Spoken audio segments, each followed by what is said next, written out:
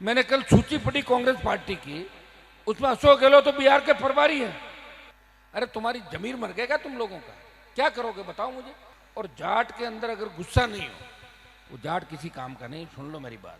Bihar election की भूमिका को लेकर एक लिस्ट जारी होती है 4 और 5 अक्टूबर को, लेकिन उस लिस्ट जारी होने के साथ में कोई हलचल नहीं रहती और उसके कुछ ही दिन बाद हनुमान बेनीवाल का एक बयान आता है और राजस्थान की सियासत में एक हलचल सी मच जाती है। हनुमान बेनीवाल कह देते हैं कि जो नेता बाड़मेर से आते हैं वो कहते थे कि हम तो अशोक गहलोत से ऊपर बैठते हैं, लेकिन वो तो उनके नीचे काम करते हैं। नमस्कार दोस्तों, आपका स्वागत है भारत रफ्तार में और मैं हूं आपके साथ हरी।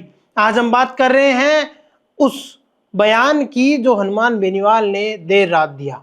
देर रात हनुमान बेनीवाल ने कहा कि उस नेता जो कि बाड़मेर से आते थे उनकी क्या ही इज्जत रह गई है और ऐसा क्यों ही करते हो। बात करते हैं उस सूची की जो कांग्रेस की 4 और 5 अक्टूबर को जारी हुई थी। उसमें अशोक गहलोत और हरीश चौधरी को भी जिम्मेदारी दी गई थी और वो जो जिम्मेदारी दी गई थी उसमें अशोक गहलोत को तो पूरे राज्य का सीनियर ऑब्जर्वर बनाया गया था, यानी पूरे राज्य की जो चुनावी रणनीति है, जो चुनाव की कार्यकारिणी है और चुनाव में जो प्रचार कैसे होगा, उन सब की जिम्मेदारी दी गई थी, यानी सबसे बड़ी जिम्मेदारियों में से एक जिम्मेदारी।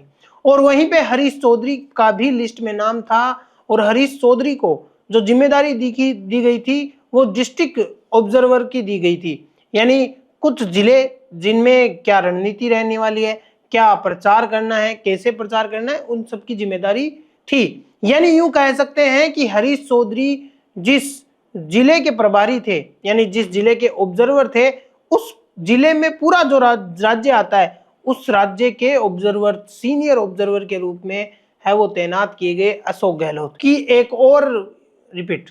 और इससे यह साबित हो जाता है कि अशोक गहलोत कहीं ना कहीं पार्टी में हरीश चौधरी से ऊपर पद रखते हैं। यही बात मैंने नहीं, हनुमान बेनीवाल ने कही कि भैया एक लिस्ट जारी हुई थी और उसमें जो कहते थे कि हम तो अशोक गहलोत के बराबर या उनसे भी ऊपर नाम रखते हैं पार्टी में, आज वो अशोक गहलोत से नीचे काम करते हुए दिखे और एक डायरी लेकर उनके पास जाते हुए भी दिखते हैं। भैया डायरी लेकर पास जाते होंगे, ऐसा कुछ हनुमान बेनीवाल का बयान था।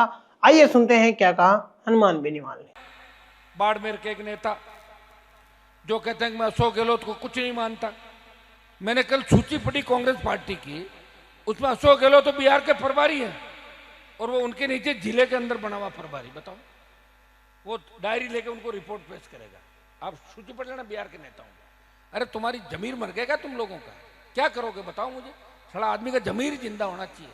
और जाट के अंदर अगर गुस्सा नहीं हो, वो जाट किसी काम का नहीं। सुन लो मेरी बात, गुस्सा जरूरी है और गुस्सा किस वक्त आना वो भी जरूरी है।